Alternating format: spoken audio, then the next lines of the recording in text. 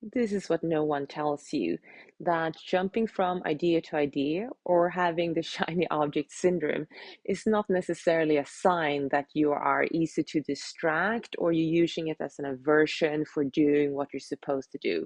It's also not a sign of bad discipline or that you're not motivated enough or don't have enough focus. Actually, it's something completely different. If you recognize yourself in this pattern, that you all of a sudden get a brilliant idea and you get the full vision. You can see it, the final result, exactly how amazing it's going to be. And you start working on it and you work pretty hard. You sit up late at night. How many 3 a.m. people do this?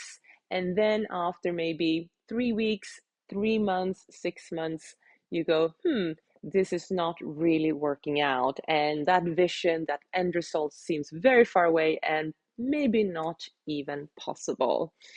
If this video is resonating with you, remember to hit subscribe. And if you are a business owner, entrepreneur, or creative, highly ambitious, and want to have order, structure, clarity, and start delivering with some accountability, then I am the coach for you. Stay, and you can also book a free consultation call with me. Just go to the link in my bio. In my work as a coach, I am speaking basically daily with entrepreneurs and business owners. And one thing that they all have in common is this great ability to see the bigger picture, be hugely creative, innovative, and have amazing imagination. They can literally think of anything, blue sky thinking. What usually happens though is that high level thinking and vision is not actually aligned with what's happening in life and the practical implementation. That's where I come in. So let me share with you that journey if you have the shiny object syndrome. So you can save time, you can also save money if you're an investor, and kind of learn the systems and techniques here with me in this video. When we have a great vision, imaginative, when we have a great vision and we come up with this great idea, what we actually see is the potential of something when it's delivered, when it's finished, if it is finished to the standards that we hold and functioning in the way that we want to. But it's not until we go through that process that we stumble on maybe functionality and the delivery. Very often, though, that great vision and idea is not aligned with everything else that we do and is actually not maybe even implementable because we haven't really assessed it. So let me explain the system to you and how we work with it. Number one is understanding what is truly, truly important to the person. So usually we ask questions about values and beliefs, and that goes beyond creating lots of money, having a great house, rather what is on a soul level really, really important. And that might sound fluffy, but identifying those true values as a person is your guiding star. It is your compass that you lean against anytime you're making decisions or when it's really, really, really struggling in the business. And this is the time as well to lean on that compass as your Northern Star to see whether or not you should pursue your ideas.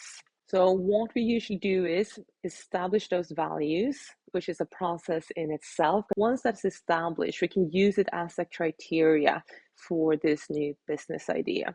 Go very simply on a 0 to 10, how much is aligned with those true values. All of this that I'm sharing is amended material from when I worked in London as a project manager for global big projects for millions of dollars, as well as being a sales business manager where I very much worked strategically and assessed business opportunity, full markets and countries, and whether or not they were suitable for the brands that I was working for.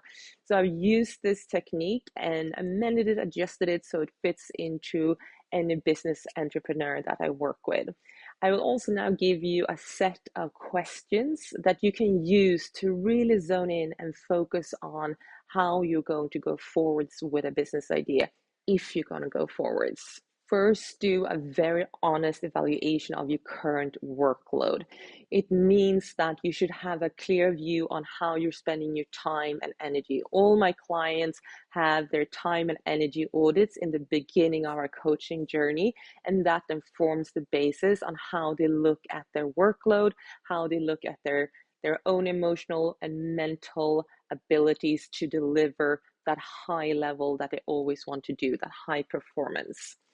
Once you know your workload, and that can be a tricky one as well, then you need to assess how this new business venture would sit in relationship to where you are now with the energy and time that you have available. And then, of course, naturally, you have to assess this new business venture. Is it going to be taking a lot of time? And even if you have time available, do you have the energy? Very often we mismatch these two and just assume that if there's time, I will have the energy. And sometimes we have all the energy in the whole wide world to run with a project, but there's no way, there's just not any time. And then rearranging your priorities needs to be looked again in a new lens. When you look at your business idea, it's always very important to understand what is the outcome here? How will this contribute to my existing business portfolio or to me personally? This way you can assess if this is something I'm doing for fun or does it have a very clear outcome. If not a clear outcome, it needs to be clarified. So you know and understand your whys and also what it's bringing.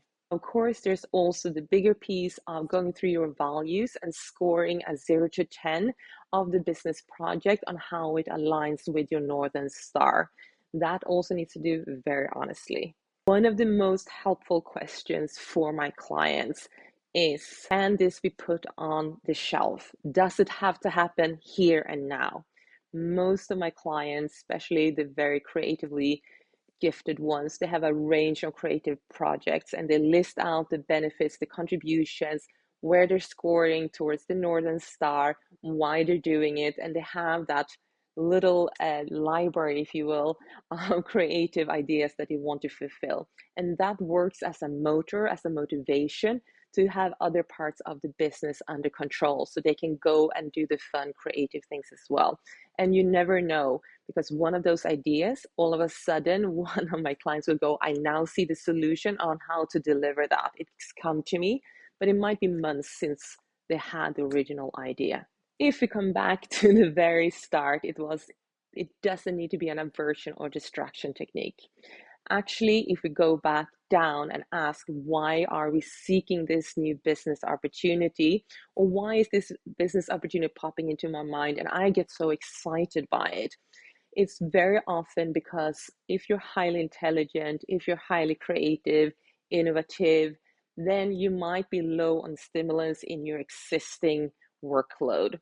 So rather than looking at it as a distraction and jumping from thing to thing, it's about finding enough stimulants in your everyday and making it exciting with what you're already working on. And then having your side projects with entices you and makes you happy.